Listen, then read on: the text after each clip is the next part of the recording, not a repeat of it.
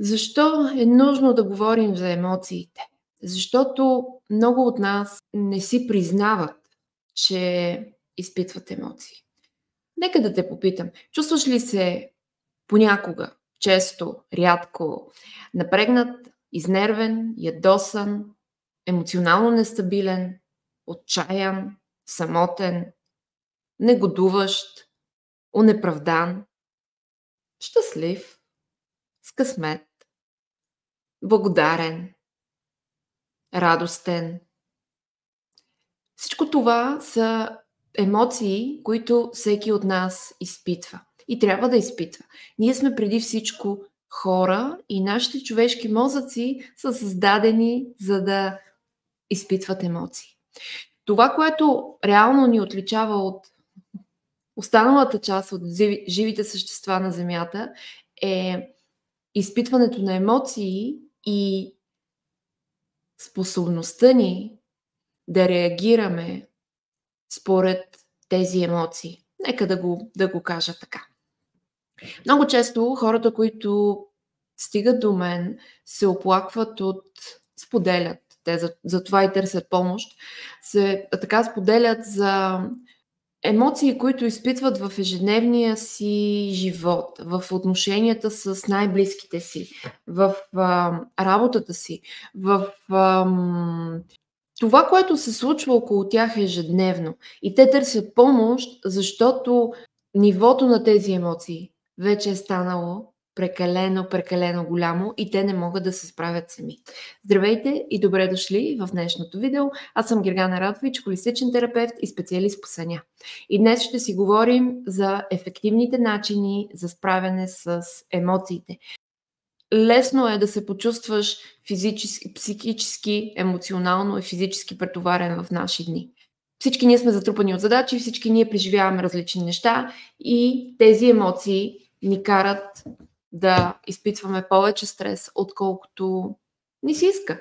Повече стрес, отколкото можем да издържим. Точно за това ми се иска да поговорим днес за как можем да овладеем емоциите.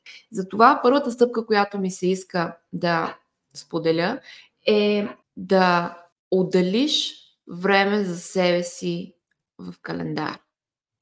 Тоест да направиш времето за себе си приоритет, да знаеш, че това е време само за теб, това е време за нещата, които са важни за теб. Имаш право на това време. Независимо дали си родител, съпруг, съпруга, дали имаш деца, други ангажименти, всеки от нас има нужда и по-важното, има право да отдели това време за себе си и да каже: това е моето време, това е моят начин да се погрижа за себе си.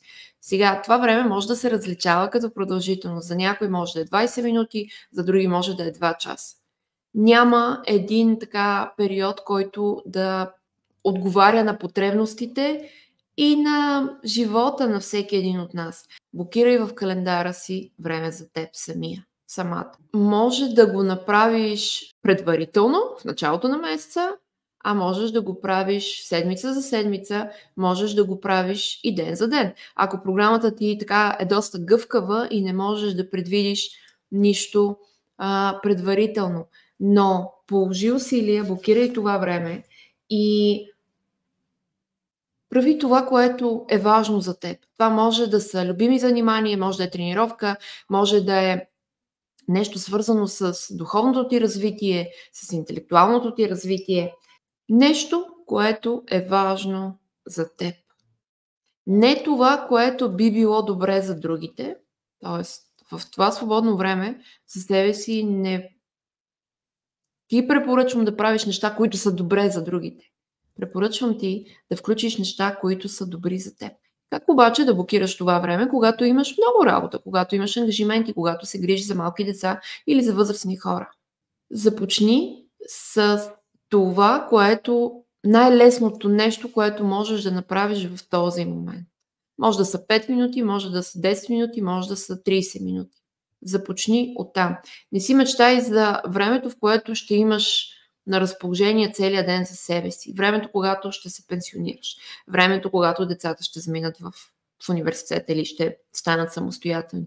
А тук, в този момент, избери това време, което е най-подходящо за теб в момента. Може да са 10 минути. В едно от предишните видеа говорих за това как да започнем да ставаме по-рано и мит ли е ранното ставане, но ако свикнеш да ставаш по-рано, ще имаш няколко минути или дори няколко часа време необезпокояван, което може да е за теб, за неща, които обичаш да правиш. Когато говорим за отделяне на време, за блокиране на време в календара, запитай се от какво имаш нужда, освен, разбира се, какво искаш, запитай се от какво имаш нужда.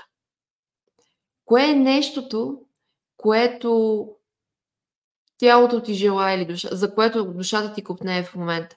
Може да е почивка, може да е кратък уикенд извън града, може да е нещо дребно или по-голяма ваканция, но нещо, което можеш да направиш сравнително лесно и няма да ти коства кой знае колко усилия. Има и нещо друго, когато говорим за блокиране на време за себе си. То неизбежно е свързано с поставянето на граници и неизбежно е свързано с това мога ли да кажа не на останалите, на ангажиментите, на нещата, които ме чакат. По-често отговора е по-често не, отколкото да. И точно за това те насърчавам да започнеш да казваш не по-често, отколкото го правиш в момента. Особено ако чувстваш, че нямаш възможност, ресурси, сили, време, пък и желание да направиш това, което другите искат или очакват от теб.